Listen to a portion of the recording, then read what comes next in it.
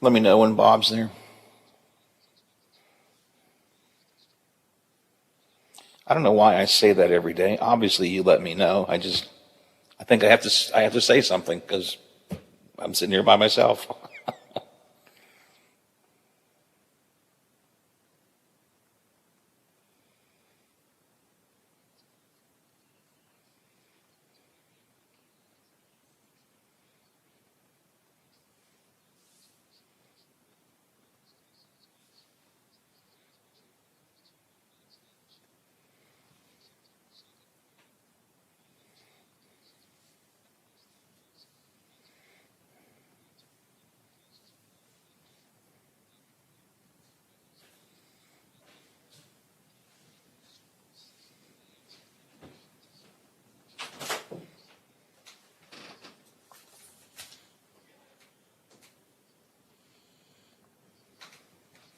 That includes people who are fully vaccinated.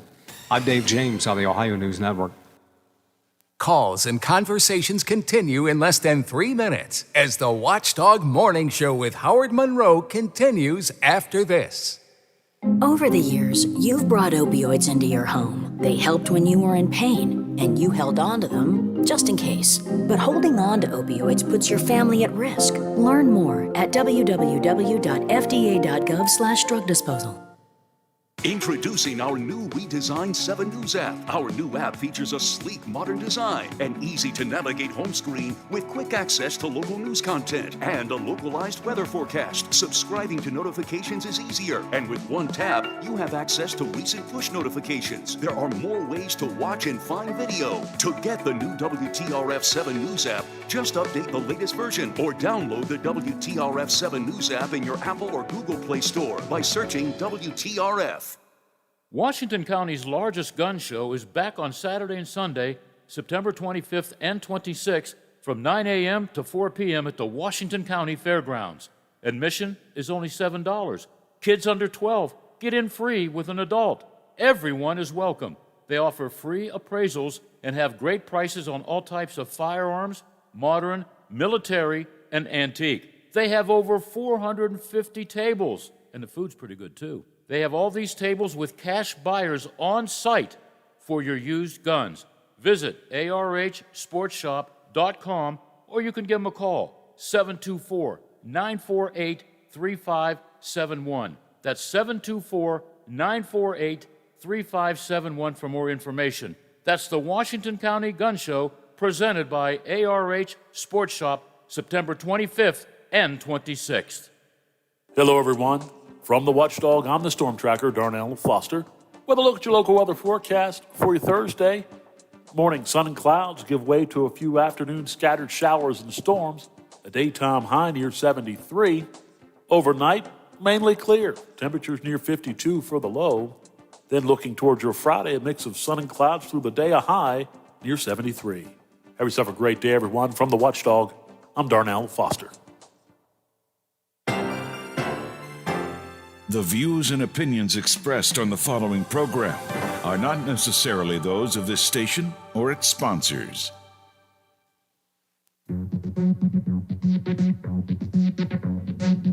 On air, online, on demand, and on video. This is the Watchdog Morning Show with Howard Monroe. 62 at the Wheeling, Ohio County Airport, 62 here at my home studios in the Elm Grove section. Wheeling fog all the way around, 62 at the Robinson Auto Group Studios downtown Wheeling. In the heart of the Ohio Valley, mixture of sun and clouds during the day today, a few stray showers in there. It's going to feel like fall, I think, again. 72 is our predicted high for the day, although the weekend, Zach Petty tells us, is going to be a pretty good weekend. We're looking for low 80s on, upper 70s, low 80s on Saturday and Sunday, and we should see sunshine. I'm looking forward to maybe finding at least one last day I can get into my son's pool and have a little playtime. Coming up in this hour of the show, we'll continue our 9/11 coverage on the 20th anniversary of 9/11. Former Congressman Bob Ney with us here in just a minute or two. He's got a lot of stories to tell from that day and a lot of interesting thoughts about why he didn't vote for the Patriot Act, which is the big thing after that, and so on. So we've got a lot to get into with Bob coming up. Next half hour, ABC News will continue its 5-part documentary. We've been carrying it for you all this week in individual segments. The 9/11 retrospective with ABC News coming up in the next half hour of the show.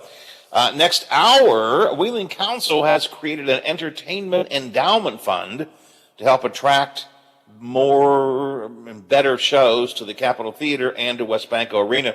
The CVB director, Frank O'Brien, is in with us to talk about this entertainment endowment fund, what it is, what do they hope to accomplish from it, how's it going to work, also to update us on some of the latest activities at the Capitol and at West Banco Arena. And in our COVID-19 update this morning, West Virginia's COVID czar, Clay Marsh, says the Delta variant is now so widespread and raging so fast in West Virginia that it's out of control and cannot be stopped. He says, get vaccinated, protect yourself, but it's like a wildfire that has now grown too big to get under control. The Delta variant is going to have to, quote, burn itself out, and that could be a while. President Biden unveils some kind of a new COVID plan today. All of this in our COVID update that we had earlier this morning. So we've got a lot of territory yet to cover, but I want to spend some time with my friend, former Congressman and former talk show host on WVOI, Bob Ney. Good morning, sir. Hey, good morning, Howard. Let's begin with the fact that you almost weren't here with us today because you almost were in the World Trade Center on September 11th.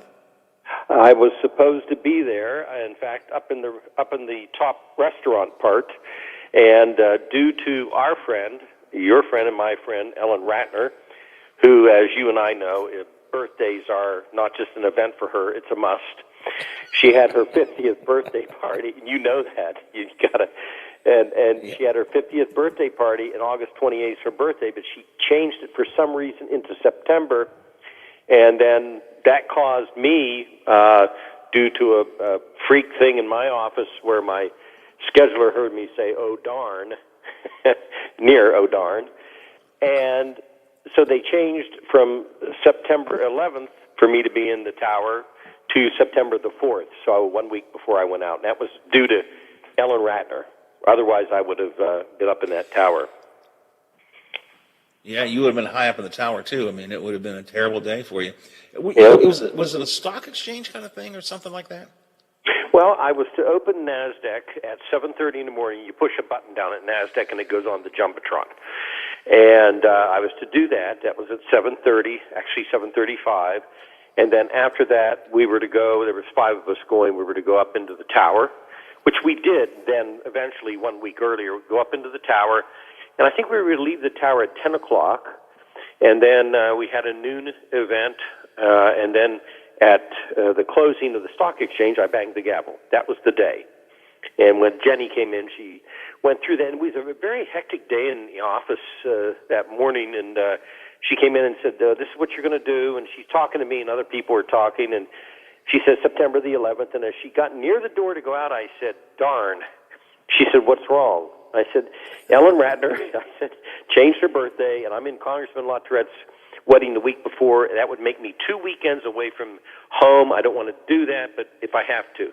She said, well, they said September 4th or 11th. She said, I picked the 11th. How about I see if they can change it to the 4th? I said, well, see what happens. 4 hours later, she said, yeah, it's changed to the 4th. So that's how that went down. So I can thank Ellen Ratner for being on the phone today. Of course, I can thank you for hooking me up with Ellen Ratner in 1995, by the way, one morning on the air. It was, do you ever stop and think? I mean, you must stop and think about that sometimes. I mean, I do. Just a stroke of, I don't know, coincidence, luck, whatever you want to call it. But for the grace of Ellen, you would have been in the Trade Center the day they went down.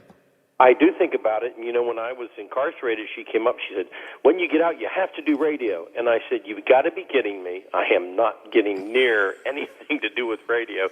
And she said, no, you've got to do it. And I thought, okay, well, there's some karma here with Ellen. I'll try it for a couple of years.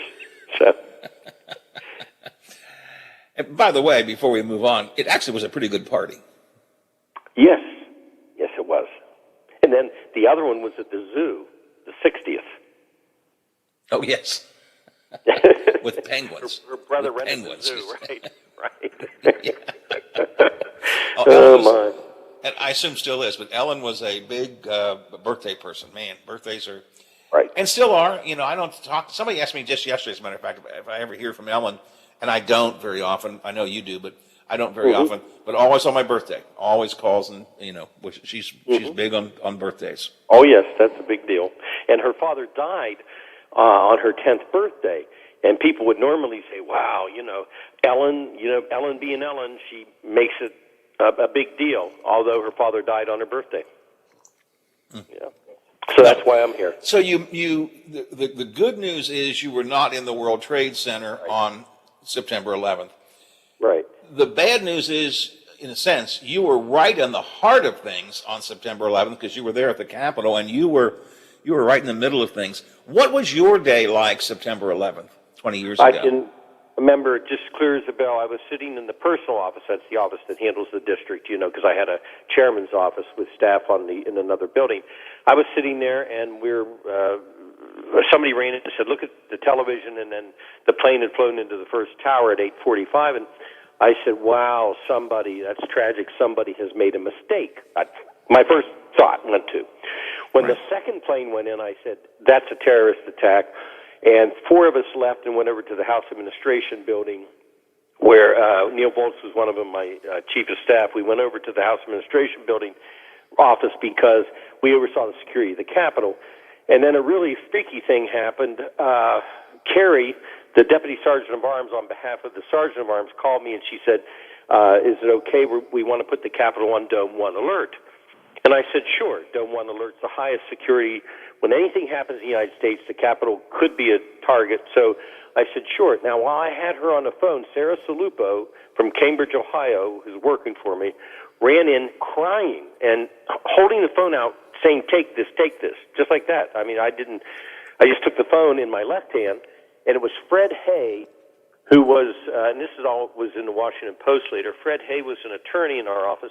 He went to the dentist's office, and he was stuck on the bridge, and he's yelling, and he said, this plane is heading into the Pentagon. So he could see the plane coming. And I said to Carrie, evacuate the Capitol. The plane's going to hit the Pentagon. So we actually knew before it hit, seconds before it hit.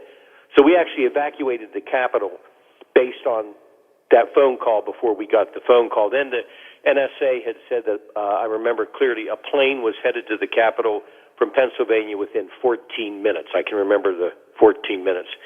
Then everybody just spread out. All DC cell service ended. Nobody could use a landline. And then we had 200 BlackBerries, which we were test piloting. I was one of the 200. And that phone actually worked for me to call back to my home in Ohio. And that actually worked.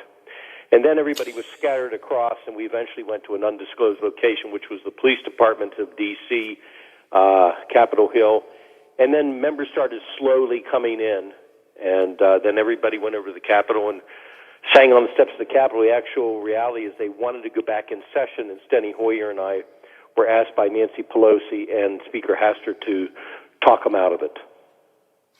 Was, to the best of your knowledge, and you may actually have knowledge, was the Capitol a target of the third plane, or was that just speculation, or do you know? No, I can safely say that it was the Capitol, not the White House. The way the plane would have came down in the dive, we were told it was the Capitol. I think I can safely say it would have been the Capitol. Because, they would have liked the visual of the dome exploded, It was the plane, of course, that went down in Shanksville, Pennsylvania, that was supposed to come back and to do that. Bob, I remember myself being just terrified all day long because I had no idea, and I was just sitting within West Virginia. I had no idea what was happening. We saw plane 1, plane 2, one tower went down, second tower went down, Pentagon, Shanksville. I was just a total loss. Are we under attack? Is more going to happen? What kind of feelings were going through you sitting there almost at ground zero, as it were, on Capitol Hill that day? Well, when we were all evacuating the Capitol and the Capitol complex, because as you know, you've been there, 3 buildings on one side of the Capitol, 3 buildings on the other, all connected by tunnels, etc. And as 10,000 some people were all leaving at one time. By the way, a little side story. I know you remember Chet Kalis, who was director of Human Services at one time, and he worked for me. We had a blind legislative aide, and he actually, as we're going through these tunnels with just throngs of people, he was saying, "No, go left. No, not right," because he was on Chet's arm, and Chet was going to the right, and Pat's like, "No, go left." Pat actually knew exactly the ways to go. He knew where to go. Yeah. And people were. I must say, for the amount of fear, it wasn't panic in the tunnels. It was decent, But all the planes were stopped. D.C. was quiet, and then there was military jets going over, and there was just such a feeling of I don't even want to call it fear as much as uncertainty, disgust, sadness. I mean, it was just, and nothing was in control, anybody's control. I mean, most of the members of Congress were wandering around. They didn't even have, cell phone ability. So, and the staff, and nobody knew, how to contact people, or people were back home. So, I think there was a lot of anxiety because you didn't know if something else was going to happen. That was the problem. What else was going to happen? Congressional communications have changed a lot since then. As you point out, it was, a lot of it was just plain chaos, and many members of Congress, and I assume Senate as well, but, elected officials on Capitol Hill were just scattered out of the building and couldn't really coordinate with each other in any serious way because communications were down. As you point out, you had a BlackBerry. That was a new thing at the time. Which later became a more standard tool for everybody, right? Yes. Steny Hoyer, he's currently in the leadership of the House. Steny's been around a long time. He was my ranking member. I chaired House Administration. Steny was the number one guy on the Democrat side. Both of us had BlackBerries, and they worked. And so after that, members they said, we didn't even have a functioning government. Nobody could communicate. So Steny and I actually ordered BlackBerries for all chiefs of staff and for all members, and personally handed them out, soon after that to everybody. Then we started on this, I can't even find a word for it, constant security upgrades and security checks Steny and I did with the committee that Pelosi and Hastert, she was the minority leader, Hastert was the speaker. Hastert assigned all of us to, fix the things that we knew now were wrong. Because there was a lot wrong, believe me. And we were on the one power grid. I could just go on and on. So over a 2-year period, our goal was to make the Capitol safe and secure, but keep it open and change the way we all operated. And then come up with ideas if there was some emergency, how the Congress could still function, but not go to D.C. That was the goal. So communications were a problem. Being on a single power grid, you identified as a problem. May not have caused you a problem, but you identified that as a potential problem. What were some other things that they called to your attention that needed fixing? Oh, we had a list of them. The side streets, the possibilities of bombs there. There was a reporter. Remember Paula Zahn from CNN? Sure. I don't know if you remember. And she came over to me and she said, "You're doing something there. There's a construction thing. What is that?" And I said, "I can't tell you." I said, "When this is done," I said, "because your life is important in that building too." And I said, "When this is done, I can tell you what we're doing." And later, I let her run a story on it. She cooperated. But there were grids on the outside that were open. You could have just easily dumped chemical weapons, and it would have filtered through the whole system. I mean, that's just a couple examples, These things have obviously been changed. These things have been fixed. Yes, they're all fixed. That's why I mentioned it. Yeah, they're fixed. And can I say one thing that I've always said, if I could, and I didn't mean to interrupt, but Steny Hoyer, this was the different place. Steny Hoyer could have played all kinds of politics with this, and he didn't, and we didn't, and Pelosi and Hastert didn't. That was the difference. I'm not sure today that same scenario would exist.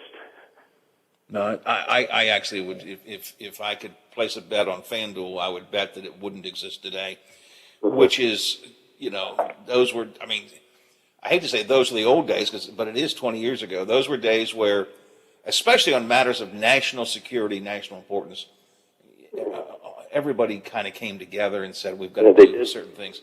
Bob, when did you know, again, your first response was evacuate the building, sort of get things under control, get communications among the members. As you said, you weren't even sure. When did you know? How did you find out what actually had happened and what was going on? Did you get some kind of a briefing? Did, intelligence agencies or security? When and how did you find out what was going on?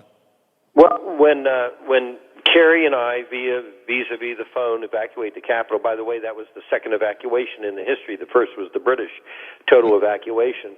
After we did that, we eventually got the word through my BlackBerry to go to the police headquarters. When we got over there, then we got the briefing of what they knew, and that was from the NSA and the CIA had given a briefing of, what was going on, and that's why they said we aren't completely sure. We wouldn't go back into the Capitol and hold session because the members wanted to go back and hold session.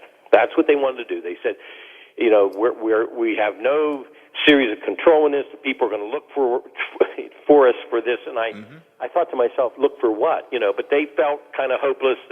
As they gathered there, that they had no coordination ability. So Steny and I, like I said, talked to the group at the request of Pelosi and Hastert and said, look, if you want to do something, go over and sing "God Bless America" on the steps. And that was, I remember, so this was when you all got together on the steps of the Capitol and sang, yeah. Yes. That was the compromise versus opening the floor of the House, not knowing, because the CIA and the NSA said, we don't know, more could happen. So there was just no use to, drag the staff back into the Capitol, put them at risk, inside the building. Because our briefings told us that, they knew a few things, that was coming from, within Al-Qaeda. That's what they speculated.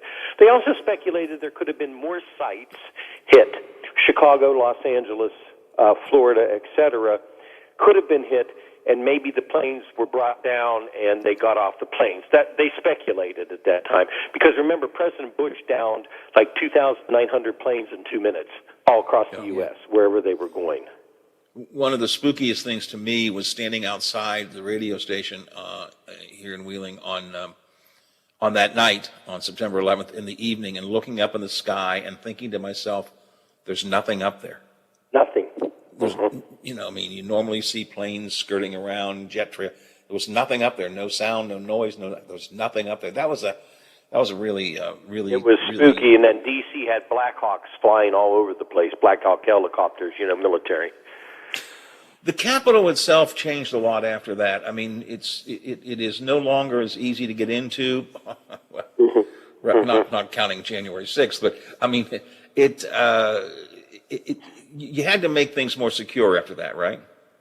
Well, we did, and the next day we formed a committee, and it was the Speaker's attorney, his head person, Pelosi's head person, Steny and I, and a select group, because we had to have them sworn to privacy. In fact, we did what we call blackout budgets, and because the media was picking up on when we were buying things, for the windows to reinforce them, they were picking up on that, and so we did, with permission of Pelosi and Hastert, we did a blackout budgets where we would bury, security things we were doing. Because if you didn't, it was going to be all over the front page, and why do it, But we embarked on these lists and lists and lists of things. And then after that, for a solid year, members of Congress drove Steny and I out of our minds with all kinds of ideas, some of them good, some of them not so good. But the one thing we did do was we wanted to make the Capitol secure and safe, but we wanted to keep it open. We started tours again, and that was, the police complained about that to us, Sergeant of Arms, don't start tours. I remember when the Iraq War was going to start, he came, he said, in 10 minutes we're going to, we just got notice we're going to start the war, the war's going to start. And he said, can we close the Capitol to the public? I said, sure. He said, well, let's do it for 3 months. I said, well, we'll close it, give it a few days, and then if there's an incoming missile from Baghdad, let me know. That's what I told Bill. I was insistent on, and so was Steny Hoyer, on keeping that Capitol open because, yes, I know there's security issues and some members wanted it completely cut off, but I just don't think you can, close it off to people. Now, if they're trying to do what they did January the 6th, that's a different world. But, in general, tourists and people that want to visit their members' offices, I think it needs to be kept open. So that was our goal. Well, and I think we achieved it. I know, that you were directly involved in sort of protecting the Capitol on 9/11. I also know from knowing you personally that you have an immense reverence for the Capitol building itself. Right. How did January 6th make you feel with those things in mind? Oh, it made me sick to my stomach because, I was intricately involved with the Capitol Hill Police, and that was one of the oversight duties I had with the Sergeant of Arms. I know the system pretty well in the Capitol and the police and their dedication to make sure that the staff there. People have to remember something. Staff goes there every day, and they have loved ones that expect them back. They don't expect them to be killed, and that's very, very important. To protect not just members, but protect 10,000 some people that operate in those buildings. And when I saw the January 6th thing, it made me sick to my stomach because I just don't think at any point in time that, there's obviously were not tourists taking selfies, and they needed to be stopped from coming into the floor. And the woman that was shot, death is a tragic thing, I understand that, but the woman who was shot was coming through the door where you go 3 feet, and the Speaker of the House and everybody else are inside. And who knew if they had weapons, Right. So I saw all of that, and it was just chaos, and it just made me sick to my stomach. I know you have to run because you got some other stations to do, but real quick, yeah. If there was a lasting aftermath of 9/11, and actually there were a number of them, but one of the lasting aftermaths of 9/11 was the passage of the Patriot Act, and it really changed the way intelligence agencies gathered information, and it still is changed to this day. You were one of the very few who voted against the Patriot Act. That was a rah-rah, sis-boom-bah thing. We have to stop this. The only way we can do it is by passing this act, give more power. And yet you voted against it. Why? Well, I remember when the voting board lit up, it's green or red, red, and it was all green, and there was 3 Republicans, me, Ron Paul, and Butch Otter, and then I think 43 Democrats out of the whole House that voted no. And when I voted, I remember a congressman from Georgia looked at me and he said, "You won't be back." He said, "You will lose over this vote." I said, "This is a terrible vote." He said, "I know it, but you're going to lose." He said, "Vote yes." I voted no. And I had the, you've got a lot of privilege in Congress in the sense when you need information, you can get the best minds on the earth if you want. I had the best constitutional lawyers who didn't have a dog in the fight. Liberals, conservatives. In fact, I'd get this liberal lawyer in my office and then this conservative constitutional lawyer, and guess what? They were saying the same thing, which tells you something. I listened to all the arguments back and forth, and after just, trying to analyze this entire thing, I thought, this is not the right direction to do it. They are going to overstep their authority. This is going to lead to a very bad situation. And so I voted no. But it was lonely. Do you regret that vote because now? I was called an Osama sympathizer and things like that. Do you regret that vote now, or do you think it was the right no, my goodness, no. I would do it again because within a year, my colleagues, some of them were going, "Ooh, I didn't know they were going to sneak through, Marshall County Library and see what somebody's typing in and Wheeling, So no, it was a great vote. Were you supportive of the Afghanistan war and then the Iraq war? Now, and there's a big side note to this. Yes, I voted. I supported the Afghanistan war. The president went in. That was routing out Taliban. I didn't intend to support 20 years of it, but I supported the incursion to go in. The Iraq war, and you ask about like Patriot Act and my vote. I'm happy. I'd vote against the Patriot Act again. The Iraq war, and people have asked me, is the Abramoff thing, the biggest thing in your mind in D.C. when you were there that you regret? No. The biggest thing is that vote to allow full faith and authority of the White House to do what they did in Iraq. We were lied to. And if there's any aftermath of that horrible thing that happened in 9/11 and all the changes, good and bad, that led up to it afterwards, is this. If they want to look at the Afghanistan exit, fine. Look at what happened the last 20 years. Look, where's those people that stood on the floor of the House and lied to all of us and showed us this, which I still can't even talk about, and showed us that? Where are they at? Why was there no repercussions off of an obvious lie that cost lives and money and grief? So that vote on Iraq is the one that I would love to have been able to take back. All right. Bob, I know you've got to run. I appreciate your time today. It's always interesting to talk about those.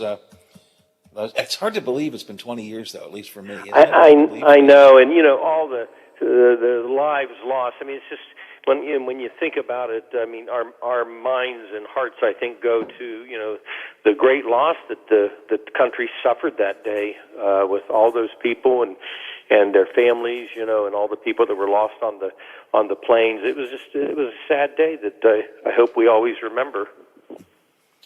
Indeed. I appreciate your time today, sir. Thanks a lot. Thank you. We'll talk again soon. Okay. Thank you, Howard. All right. Former Congressman Bob Ney, who could have been in the World Trade Center on September the 11th. Biffy, you and I talked about this before.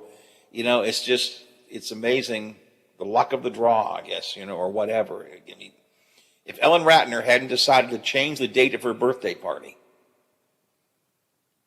Bob Ney would have been at the top of the World Trade Center on September 11th. 10 o'clock in the morning, he would have been stuck up there and may not be here today. Amazing. All about timing. Yep. All about something. We're going to talk more about September 11th. ABC News continuing its documentary series here on the radio. The next installment coming up in the next half hour. But before we do that, let's check some headlines. Our friends from the Big Seven are here with Ohio Valley headlines. We'll check some sports for you. Actually, Tony will have the morning Mountaineer report because the games are underway once again. So Tony's coming in a minute or two. And then we'll take a look at the latest from ABC News in their 9/11 retrospective. Coming up here on the Watchdog Morning Show. The WTRF Channel 7 News Update is brought to you by Thomas Auto Centers, Mall Road, St. Clairsville. Get the best deal at Thomas Auto Centers. Now.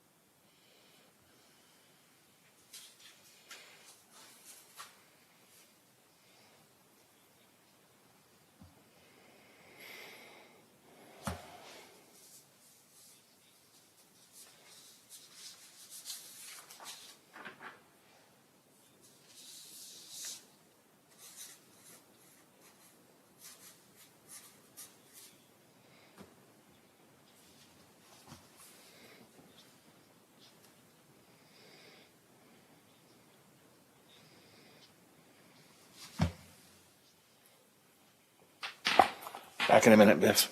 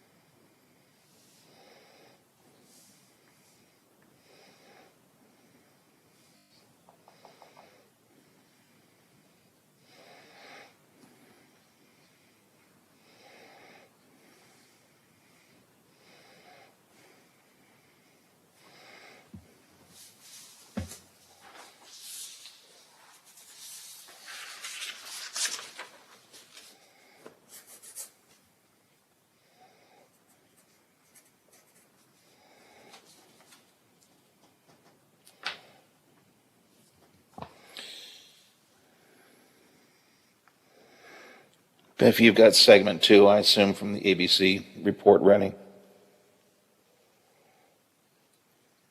Okay, we'll do 2 this half hour and 3 at the 9:40 segment.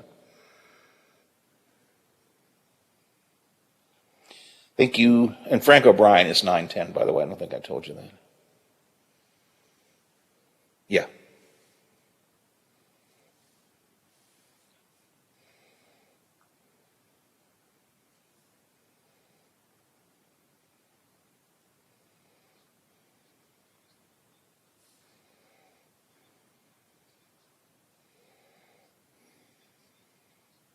To call at 304-639-7754 to schedule your appointments for dog grooming, doggy daycare, and dog boarding today.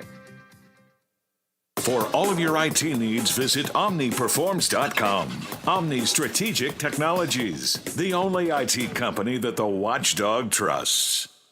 Hello, everyone. It's John Kozik, founder and president of TurboTrack Realty, and I buy houses as is, fast for cash.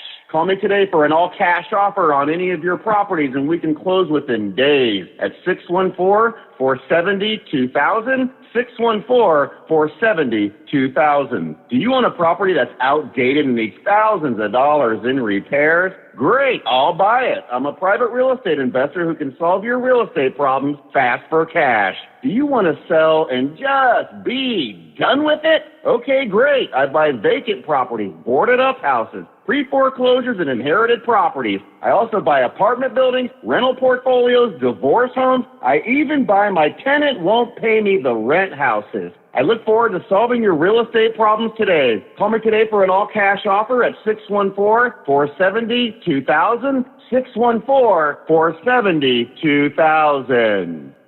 New Belgium Fat Tire Amber Ale is now available in West Virginia and distributed locally by wine and beverage merchants.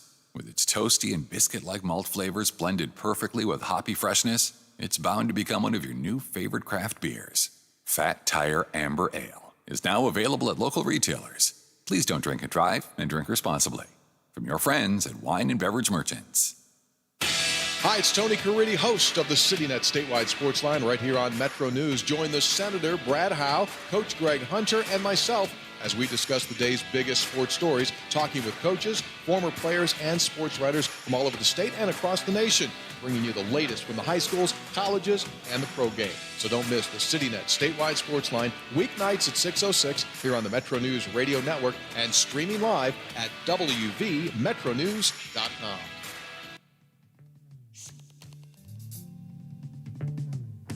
Miss a part of the show? Want to hear a segment again? Check out our podcast page at watchdognetwork.com. The Watchdog Morning Show with Howard Monroe continues. Our 9/11 retrospective coverage continues in just a minute with another installment of the ABC documentary. We'll have more on that today, tomorrow, talking about 9/11, 20 years after the fact. It's really hard to believe it's been 20 years since that day occurred. The temperature's really wildly fluctuating. 59 right now at the Wheeling, Ohio County Airport. We were up to 62 at one point, down to 59. 59 at the airport, 64 here at my home studios in the Elm Grove section of Wheeling. Fog in both places, 62 at the Robinson Auto Group Studios downtown Wheeling in the heart of the Ohio Valley. We do have a mixture of sun and clouds in store for the day today. A few stray showers in the forecast later today. Daytime high around 72. Tomorrow going to be sunny, 73, and the weekend looks really good. High 70s, around 80 for Saturday and Sunday, and all day sunshine those days. Zach said those are going to be the days you want to get that last dip in the pool in. You can't dip in the pool at Wheeling Park. They're drained it already, but you can dip into the pool at your backyard. At least that's what I'm hoping to do. We have been providing you with a look back at 9/11. We talked last week with Dean Rothbard, who wrote the book September 12th, which was about how the Wall Street Journal worked to get that September 12th edition put together in the midst of the chaos on September 11th. Really good book, a good interview. It's up on our podcast page. Bob Ney, good stuff last half hour. Bob was right center in all the activity on September 11th, one of the key players in coordinating the communications, coordinating the Capitol Police 20 years ago. And our ABC News team has been giving us a retrospective look at 9/11, both kind of looking back on that day, and then we'll be looking forward to some of the implications from that day. Aaron Katursky has our next installment of the ABC documentary.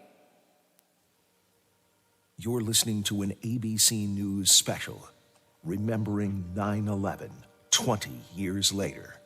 Once again, ABC's Aaron Katursky.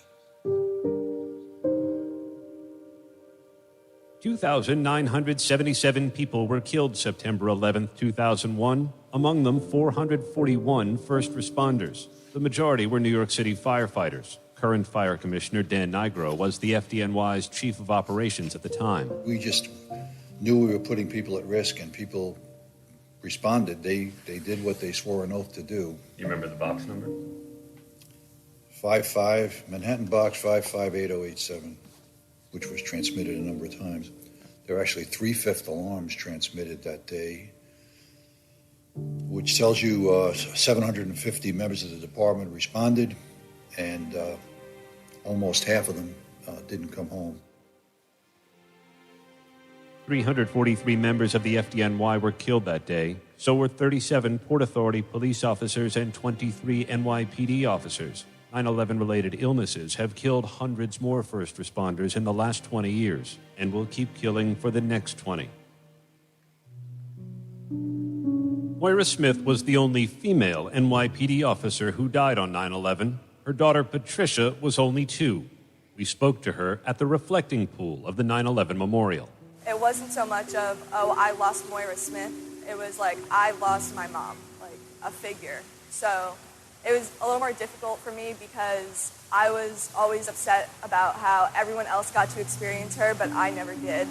And so, sorry.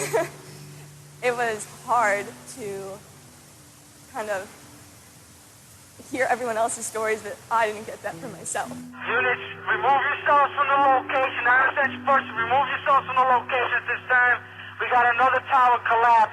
Another tower collapse. Officer Moira Smith is thought to have been the first to radio in the plane hitting the North Tower. She immediately gathered eyewitnesses and then ran back to help people evacuate. This is the South Tower. The South Tower is where my mom ended up being. That was her last stop, I guess you could call it, after her many destinations on 9/11. Officers that are on the scene over there. Collapse. Are you okay? Stop, please. Stay off the air. We got a possible female officer trapped. Where are you, Kay?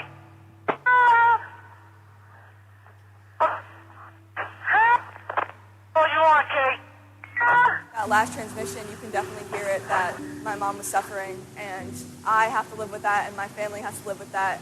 But I also think it's something that's really important for other people to listen to or hear, because especially 20 years later, I think we kind of get lost in what the day was and how it actually played out and how it felt for a lot of people. Listen, we got a female officer down. We need a search. Where are you, Kay? Where was your last location? Where was your last location? Talk to us.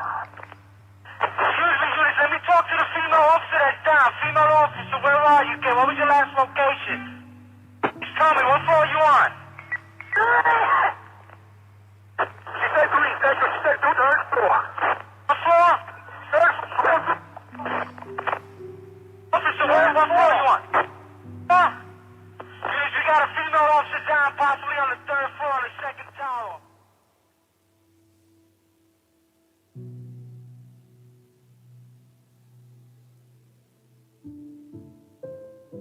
Rhett Eagleson was 15 when his dad, Bruce, was overseeing the redevelopment of a shopping mall at the bottom of the World Trade Center. When the plane hit, he called to say he was fine and would evacuate once he helped his employees get out. At the 9/11 memorial mass that we had for him a few weeks after 9/11, someone came up to my mother and said, "I'm alive today because of what your husband did."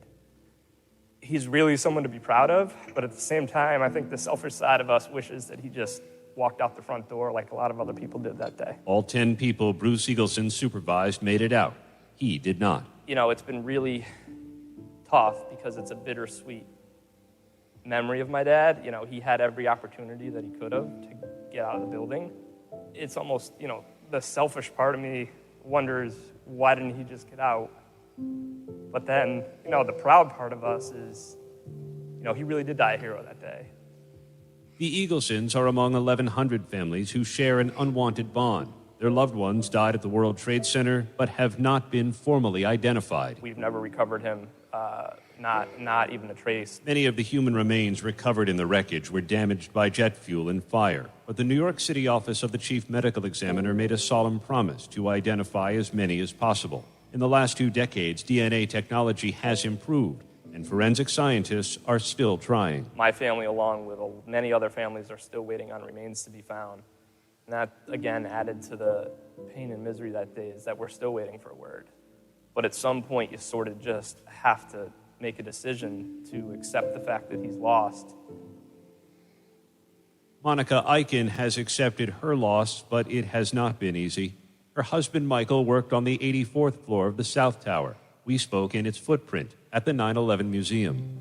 When someone dies in a location, you can bring them home, but I couldn't bring him home, so this is his home for me. You do not have remains. There was nothing to bury. No. There was no formal identification. Can you explain what that's like? It's horrible because, I mean, like he went to work and disappeared, like from the planet, like with nothing, not even the ID, zero. I mean, it's just the most mind-blowing thing. And I think it was hard for people to understand why I was so, I had to be here, because this is where I connect with him. A former elementary school teacher, Monica opened a preschool named for Michael, and she helped create the 9/11 Museum. I'm optimistic that he is in this museum, because I feel him here. And even, to be honest with you, even if he isn't found, he is here for me. So at the end of the day, I know he's here. For Patricia Smith, honoring her mother's memory has meant a different kind of activism. I was in Guantanamo for an entire week, and we were able to go to 4 or 5 court sessions. Guantanamo Bay, where Khalid Sheikh Mohammed and the other 4 men charged with plotting the 9/11 attacks have been held, and still, 20 years later, not tried for war crimes. It really blew my mind that we were, at that point, 17 years after 9/11, and the people that were the masterminds behind this project still weren't even put on trial. They were just sitting in basically a detention center, not doing anything. It just felt unfair after that for a little bit. And it still kind of feels unfair, and I'm still kind of angry, but, it's a process. I'm more angry with the entire situation, so I don't want it to affect my everyday life, so I try not to let it affect my everyday life, but the closer I get to the anniversary every year, but especially this year, it still makes me angry that this is where we are 20 years later. Justice delayed is justice denied, and now we're 20 years later with no justice. So at this point, we're kind of being denied it. A similar feeling tugs at Red Eagleson. I was at a point in my life where I started questioning not the narrative that planes hit the World Trade Center, but how they all pulled it off. And there was no way these 19 hijackers, with their level of education and their level of knowledge of American culture and their level of English, was able to pull off an attack so destructive and so consequential on the United States. Eagleson joined a class action lawsuit against Saudi Arabia. So the charge is that without the Saudi support network in place, they never would have been able to pull off one of the most devastating and consequential attacks in the history of the world. The 9/11 Commission found no evidence the Saudi government as an institution or as individual senior officials knowingly support or supported al-Qaeda. Red Eagleson is not convinced, and he, along with other plaintiff families, have pushed the Biden administration to release key documents. We're seeking the truth. We're seeking accountability. We want the story of 9/11 to be told right. I tell a lot of people that ask me why I do this or why we do this. It's so important that my daughter, and I'm a new father, I want to make sure that when she goes to school, that she grows up in a world and she grows up where there's a curriculum, when they teach 9/11, that they teach about the Saudi role, about the Saudi support network. The world changed on 9/11. There's before 9/11 and after 9/11. History needs to be written right. And the further and further we get away from 9/11, the easier it is to forget about really what happened that day, and the easier it is to forget about the truth. Coming up, The Last Survivor, when this ABC News special, Remembering 9/11, 20 years later, continues. We will have that not final, but that next installment of The Lone Survivor coming up in the 9:30 segment of the show this morning, and we'll have two more installments of this five-part documentary series tomorrow here on the Watchdog Morning Show. So stick around as we continue our 9/11 remembrances. Biff, you used the word chilling yesterday when we heard some of the sounds and audio from the actual first impact and so on. This is just almost depressing to hear the families of victims talk about that one woman. You know, I mean, she was not alone. There were many people. They were vaporized. There was no. I think no body, no anything. I think depressing and sadness. Yes, absolutely. Would be the other one. Just. You know what's interesting, Biff? They're probably not listening today because they should be in school. They should be in school. But there's a lot of people in the world today who don't even know what we're talking about. Who don't even know what we're talking about. I know. I mean, you think about that, you know, how many people you say 9/11 and they look at you like, what are you talking about? Yeah, I mean, it's just hard to believe. We're going to shift gears and talk about what's happening at the Capitol and Wesbanco Arena and the Entertainment Endowment Fund. Franco Bryan with us, coming up after the news, which is next. It's 9 o'clock. The Watchdog is FM 98.1, AM 1600 WKKX Wheeling, FM 97.7, AM 1370 WVLY Moundsville. The ABC News is brought to you by Thomas Auto Centers, Mall Road, St. Clairsville. Get the best deal at Thomas Auto Centers. I'm Sherry Preston. Fewest